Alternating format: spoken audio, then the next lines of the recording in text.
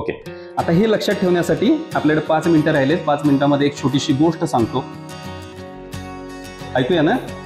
Maltose याला आले, येतानाच तो 2 ग्लुकोज हातामध्ये हात धरून असे आले, म्हणले these are the best friends, these are the twins. जे आपण पीठ खातोय ऍक्च्युली ते आहे स्टार्च.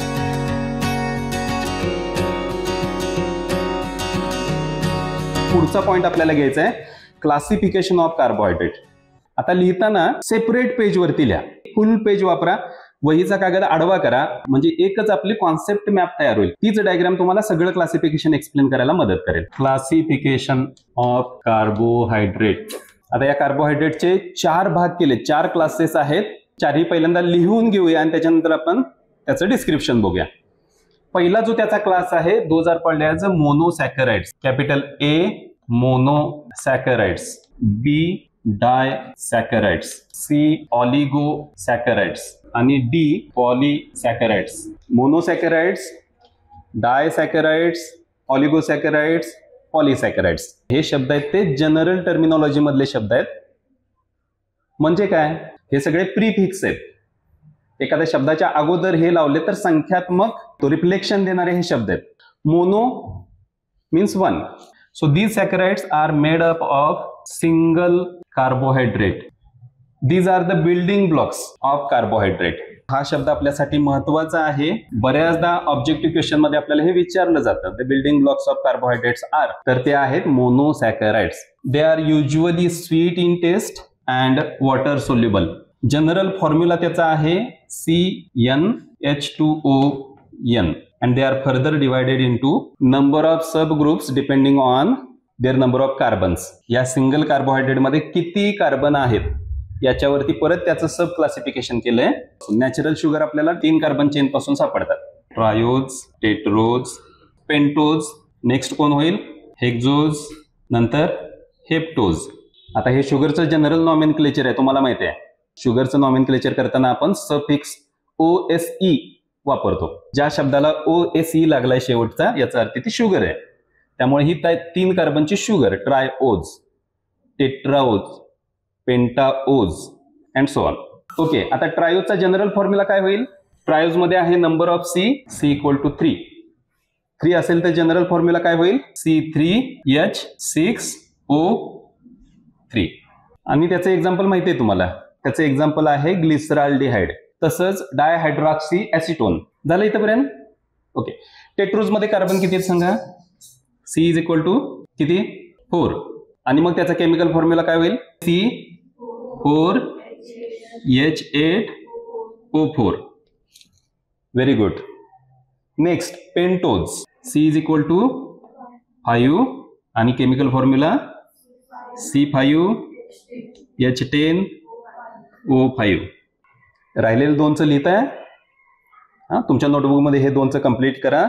हेक्झोज मध्ये C इज इक्वल टू 6 आणि मग त्याचा केमिकल फॉर्म्युला लिहा. झालं हेक्झोजचं एक्झाम्पल. ओके, टेट्रोजचं पण राहिलं ना. टेट्रोजचा आपण इरिथ्रोज एक घेतला होता, शुगर इरिथ्रोज. पेंटोज मध्ये लिहा रायबोज. हेक्झोज मध्ये कोण, ग्लुकोज, फ्रुक्टोज आणि शेवटच्या हेप्टोज मध्ये स्युडो हेप्टुलोज. ओके, हे समजले मोनोसॅकराइड्स. नेक्स्ट आहे disaccharides. So disaccharides are made up of 2 carbohydrates. याचा अर्थ असा होतो, if we hydrolyse disaccharide we will get 2 monomers. त्याचा हायड्रोलायसिस केलं डायसॅकराइडचं तर 2 तुकडे होतील आणि 2 मोनोसॅकराइड मिळतील. So they are made up of 2 monomers. Next, they are sweet in taste. चवीला गोड आहेत डायसॅकराइड्स. Water soluble. आपल्या स्टडीला त्याचे एक्झाम्पल्स आहेत माल्टोज, बी सुक्रोज आणि सी लॅक्टोज. ओके, माल्टोज बनली कशाची, it is made up of glucose plus glucose and it is commonly present in plants, occurrence in plants. Okay, आता हे कुठं असतात ते सांगतो. जे रिझर्व्ह फूड मटेरियल आहे प्लांट्स मधलं, रिझर्व्ह फूड मटेरियल, ज्याचा वापर परत आपण आपलं जेवण तयार करण्यासाठी करतो. म्हणजे काय करतो तर आपल्या जेवणामध्ये आपण ज्वारी घेतो, ती दळून आणतो, त्याचं पीठ करतो, भाकरी करतो आणि भाकरी खातो. किंवा गहू आहे ते दळून आणतो, त्याची चपाती करतो, त्याची पुरी करतो, त्याची रोटी करतो आणि ती खातो. हे जे मी एक्झाम्पल सांगितले, ज्वार, व्हीट, राईस, मेज, या सगळ्यांच्या मध्ये रिझर्व्ह फूड आहे स्टार्च. जे आपण पीठ खातो ऍक्च्युली ते आहे स्टार्च. हे स्टार्च ज्या वेळेला आपण खातो भाकरी म्हणून किंवा चपाती म्हणून, भात म्हणून, त्यावेळेला ते पोटात गेल्यानंतर त्याचे ब्रेकडाऊन व्हायला लागतात, त्याचे तुकडे होतात. आता त्याच्या वेगवेगळ्या स्टेप्स आहेत. स्टार्च रिझर्व्ह फूड मटेरियल आहे ज्याच्यामध्ये सगळे ग्लुकोज भरलेत, लॉंग चेन आहे.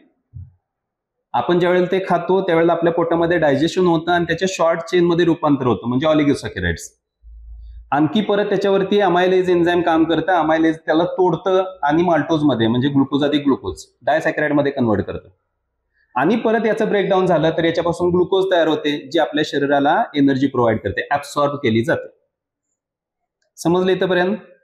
आता महत्वाचा भाग, जी आपण भाकरी किंवा रोटी खातो, ही रोटी आपण लहान बाळाला दिली तर पचत नाही. ओके, लहान बाळाला आपण लगेच तो जेवायला लागला म्हणून त्याला काय भाकरी किंवा असं घालत नाही खायला. आपण काय खायला घालतो तर त्याला नाचणी सत्व करून आणून ते घालतो, किंवा सेरेलॉक म्हणून आपल्याकडं डायजेस्टेड फूड मिळतं तयार. डायजेस्टेड फूड म्हणजे काय आहे तर ते फूड असेच सीड्स जर्मिनेट केलेत. सीड ज्या वेळेला भिजतात ना त्यावेळेला त्याच्यामध्ये हायड्रोलिसिस होतं, त्याचं डायजेशनचं काम सुरू होतं आणि मग त्या स्टार्चचं ऑलिगोसॅकराइड होतं, ऑलिगोचं डायसॅकराइड म्हणजे माल्टोज तयार होतं आणि काही प्रमाणामध्ये ग्लुकोज पण होतं. असं जर्मिनेटिंग सीड जे आहे ते काढून त्याचं जर दळून पीठ केलं तर ते पचायला सोपं असतं, हलकं असतं. कारण ज्या गोष्टी आपण पोटात जाऊन करणार आहे त्या गोष्टी ऑलरेडी जर्मिनेटिंग सीडमध्ये सुरू असतात. त्यामुळे ती शुगर म्हणजे जर्मिनेट होणाऱ्या सीडची फ्लोअर, त्याची पावडर घेऊन जर आपण वापरली तर त्याच्यामध्ये डायजेशन करायला सोप्या असणाऱ्या शुगर्स असतात, म्हणजे डायसॅकराइड्स रिच असतात. म्हणून सत्व दिलं तर बाळाला लवकर पचतं. पूर्वी ही कॉन्सेप्ट मिलिटरीसाठी वापरली जात होती. सोल्जर जे बॉर्डरवरती असतात ना तर त्यांना पटदिशी एनर्जी मिळावी, पण त्याला खाल्ल्याचा तो आनंद पण मिळावा, म्हणजे आपण काहीतरी खाल्लंय, पोट भरलंय असं पण त्याला वाटावं. म्हणून हा माल्टोज जो आहे ती माल्टोज शुगर मिक्स करून दिली जायची, त्याचं एक ड्रिंक बनवलं जायचं. तुम्हाला माहित असेल कदाचित, माल्टोवा नावाने ते ड्रिंक यायचं. आता त्या माल्टोवामध्ये बरेचसे बदल झालेत आणि बरेच जण त्याच्यामध्ये आता कॉम्पिटिशन मध्ये आलेत. मग आता तुम्ही Complan, I am a Complan boy, I am a Complan girl, ही जाहिरात बघतो. बूस्ट, ही जे आहेत ना प्रोडक्ट, हे प्रोडक्ट म्हणजे it is none other than the digested starch म्हणजे माल्टोज. हे आहे डायसॅकराइड. नेक्स्ट आहे सुक्रोज. सुक्रोज कशा कशाची बनले? Write down. Sucrose is made up of glucose plus fructose. Common source कुठं आहे याचा? This is the table sugar, किंवा यालाच आपण केन शुगर असं म्हणतो. केन शुगर म्हणजे ऊसामधली जी साखर आहे ना, that is nothing but it is sucrose.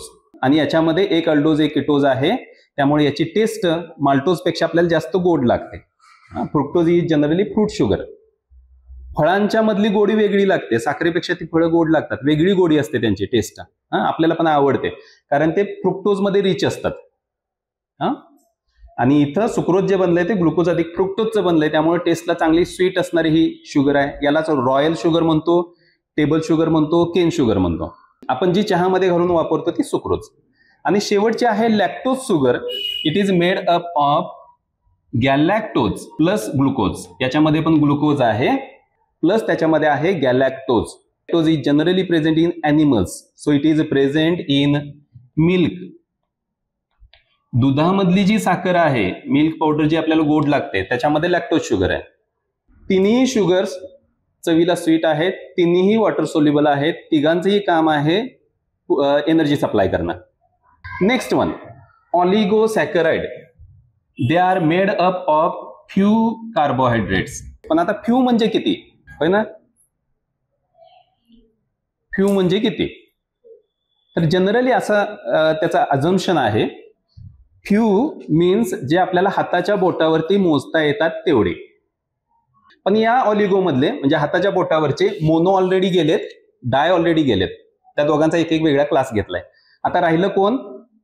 Mono आणि डाय गेला, राहिले तीन. 3 पासून कुठपर्यंत? 10 पर्यंत.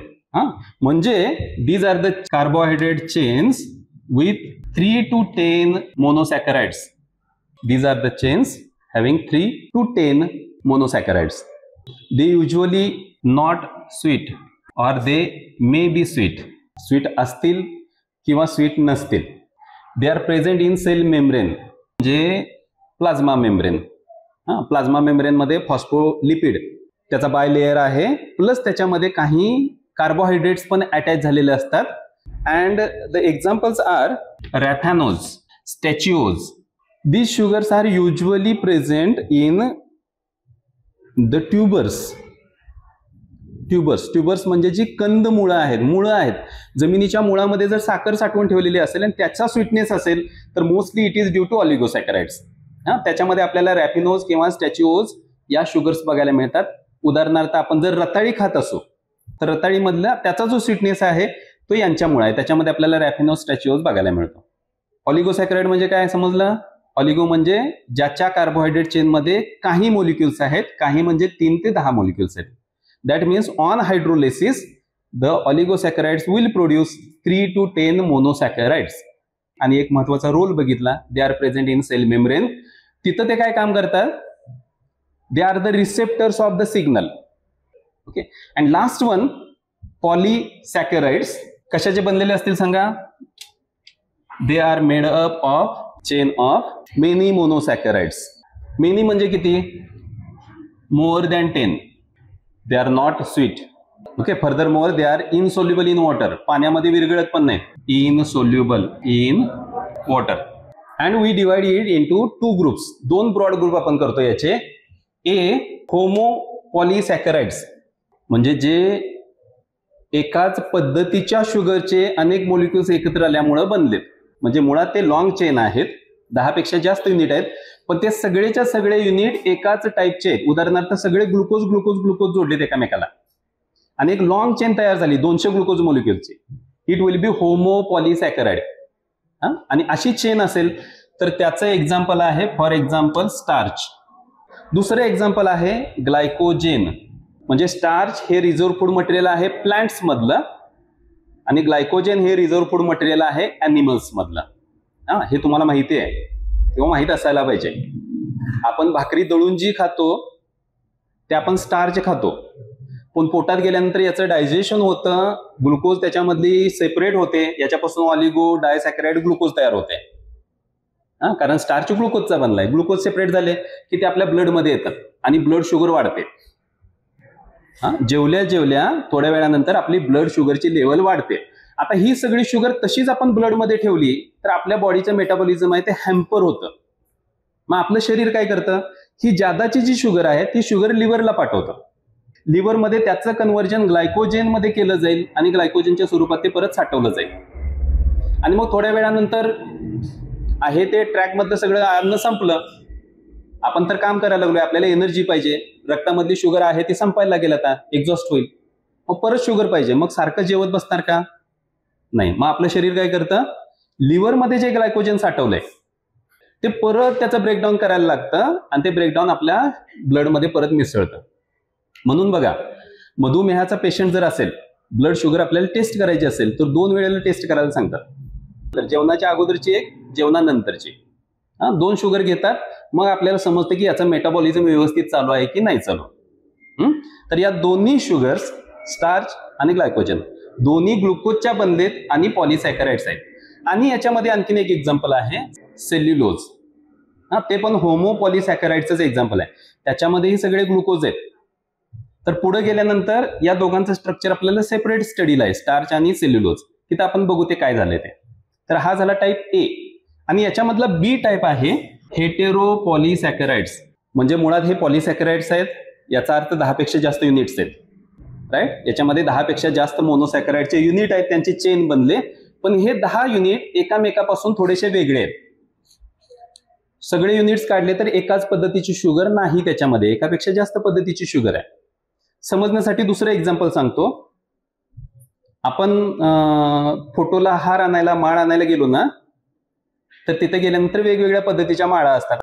उदाहरणार्थ आपण फक्त झेंडूच्या फुलांची माळ आणायला गेलो तर फुलं 10 पेक्षा जास्त आहेत, पण सगळेच्या सगळे झेंडूचेच आहेत, सगळेच्या सगळे ऑरेंज झेंडूचे आहेत. They are होमोपॉलीसॅकराइड्स. ओके, म्हणजे त्या माळेतून फुलं काढली तर सगळीच्या सगळी झेंडूची मिळतील आणि ऑरेंज कलरची मिळतील. आता दुसरा टाईप आपल्याला माळेचा बघायला मिळतो ज्याच्यामध्ये वेगवेगळी फुलं एकत्र घातली. उदाहरणार्थ निशिगंध पण घातलाय, गुलाब पण घातलाय आणि त्याची माळ केली आणि त्याच्यामध्ये झेंडू पण आहे. ओके, आता तो पॉलिसॅकराइड झाला, म्हणजे 10 पेक्षा जास्त त्याच्यामध्ये युनिट्स आले आणि ज्यावेळेला आपण ते फ्लावर सेपरेट करू त्यावेळेला लक्षात येतं ते वेगवेगळ्या पद्धतीचे आहेत. So they are called as hetero polysaccharides. याचं एक्झाम्पल लिहा, म्युसिलेज, म्हणजे झाडाचं पान तोडल्यानंतर जो चीक येतो त्याच्यामधून लॅटेक्स येतो, काही वेळेला असा बुळबुळीत चीक येतो. तर त्याच्यामध्ये आपल्याला एकापेक्षा जास्त पद्धतीचे मोनोसॅकराइड एकत्र येऊन चेन तयार झालेली दिसते. हेटेरो पॉलिसॅकराइड. समजलं इथपर्यंत? क्लासिफिकेशन समजलं? याच्यावरती मोस्ट प्रोबॅबली लॉंग क्वेश्चन विचारला जातो, कारण लॉंग क्वेश्चनसाठी लिहायला भरपूर आहे, लक्षात ठेवायला सोपं आहे. किंवा शॉर्ट नोट विचारली जाते पैकी एकावरती कुणावर तरी. ओके, आता हे लक्षात ठेवण्यासाठी आपल्याकडे 5 मिनिटं राहिलेत. 5 मिनिटांमध्ये एक छोटीशी गोष्ट सांगतो, ऐकूया ना. एक आटपाट नगर होतं. वया बंद करू नका, थांबा थांबा, आवाज करू नका, ऐका व्यवस्थित. कोणी एकेकाळी एक आटपाट नगर होतं. तिथले सगळे प्रजा जी होती ती सगळी लोक गोड राहायची. त्या नगराला बाहेरच्या राज्यातून ओळखलं जायचं शर्करा नगर. आणि त्या शर्करा नगरची एक महाराणी होती, तिचं नाव होतं महाराणी मधुरा देवी. मधुरा देवी वेश पालटायची आणि राज्यातून फिरायला जायची आणि तिला दिसायचं की वेगवेगळ्या पद्धतीच्या शर्करा आहेत, वेगवेगळ्या पद्धतीचे लोक फिरायला लागलेत. पण ते कुणाबरोबर ते बोलायचं म्हटलं तर तिच्या लक्षात यायचं नाही की हा नेमकं काय काम करतो, ह्याचा स्वभाव कसा आहे. मग तिनं आपला दरबार भरवला. राजमंत्री होते, त्या सगळ्यांना एकत्र घेतलं आणि सांगितलं मला एक असं क्लासिफिकेशन पाहिजे या लोकांचं की मला बाहेर गेल्यानंतर त्याच्या नावानं मला लगेच ओळखू यावं की हा कोण आहे, काय काम करतोय. पण त्याच्याबरोबर एक अट आहे. हे क्लासिफिकेशन केलं किंवा त्या लोकांना असा जर आपण दर्जा दिला वेगवेगळा तर ती लोक नाराज होता कामा नयेत. अशा पद्धतीचं जो कोणी क्लासिफिकेशन घेऊन येईल त्याला मी सम्राट पदावरती बसवेल. वेगवेगळे मंत्री आले, प्रत्येक जण आपली आयडिया घेऊन आला. एक जण आला, तो म्हटला की महाराणी साहेबा आपण असं करूया, या सगळ्या शर्करांचं 2 टाइप्स करूया, कारण 2 पद्धतीचे आहेत, एक स्वीट शुगर्स आणि एक नॉन स्वीट. गोड साखर आणि गोड नसणारी साखर अशा आपण 2 ग्रुप करूयात. पण प्रजेमध्ये मग 2 असे गट पडण्याची शक्यता होती की हा गोड आहे, तो गोड नाही आहे. मग महाराणीला काही ते पटलं नाही. मग दुसऱ्याने एक सांगितलं आपण हे काय काम करतात त्याच्यावरून त्याचे गट करूया. म्हणजे उदाहरणार्थ हा आहे तो स्ट्रक्चरल आहे, सेल्युलोज. असे काही शुगर्स आहेत जे स्ट्रक्चरलचं काम करतात, भिंती बांधायचं काम करतात. तर एक स्ट्रक्चरल आणि दुसरा फंक्शनल. फंक्शनल म्हणजे हा रिझर्व्ह फूड आहे किंवा हा ऍक्च्युली फूड म्हणून काम करतोय. असे 2 गट करूया. पण मधुरा देवींना ते पण पसंत पडलं नाही. मग एक त्यांचा आपल्यासारखा यशवंतराव चव्हाण महाविद्यालयातून शिकून आलेला तो विद्यार्थी होता. त्यानं मग प्रस्ताव दिला, राणीसाहेबा माझ्याकडे एक क्लासिफिकेशन आहे, सगळे खुश होतील, पण हे क्लासिफिकेशन मी सांगणार सगळ्यांच्या समोर, रयतेच्या समोर. राणी म्हटली रिस्की आहे, पण मग त्याच्यावरती माझी आणखीन एक शर्त आहे, जर लोकांना पसंत नाही पडलं तर तुझा शिरच्छेद होणार. त्यानं ते ऍक्सेप्ट केलं. ठीक आहे म्हटलं, माझा शिरच्छेद झाला तर चालेल, पण मी सांगतो क्लासिफिकेशन. मग सगळी अशी रयत बोलवली, एक दिवस दोंडी पिटवली, सगळा दरबार बोलवला आणि मग राणीसाहेबांनी सांगितलं आपल्या सगळ्यांना एक बॅच दिला जाईल, उद्यापासून तो बॅच आपण वापरणार आहे जेणेकरून राज्याचा कारभार सोपा होईल. मग सांगितलं याला तुझं नाव काय आहे सांग आणि तू ओळख करून सगळ्यांचं क्लासिफिकेशन सांग. मग त्यांना सांगितलं माझं नाव कॅप्टन कार्बोहायड्रेट. सुरुवातीला आपण बायोमॉलिक्युलच्या वेळेला लिहिला होता कॅप्टन कार्बोहायड्रेट. तो म्हटला मी या रयतेचं सगळ्यांचं क्लासिफिकेशन केलंय म्हटला. आणि मग त्यांना क्लासिफिकेशनला सांगितलं माझा पहिला गट आहे ज्यांना मी स्टेजवरती बोलवतो ते आहेत ग्लुकोज, फ्रुक्टोज, रायबोज, म्हणजे त्यांचे प्रतिनिधी म्हणून वरती या. मग ते प्रतिनिधी वरती आले.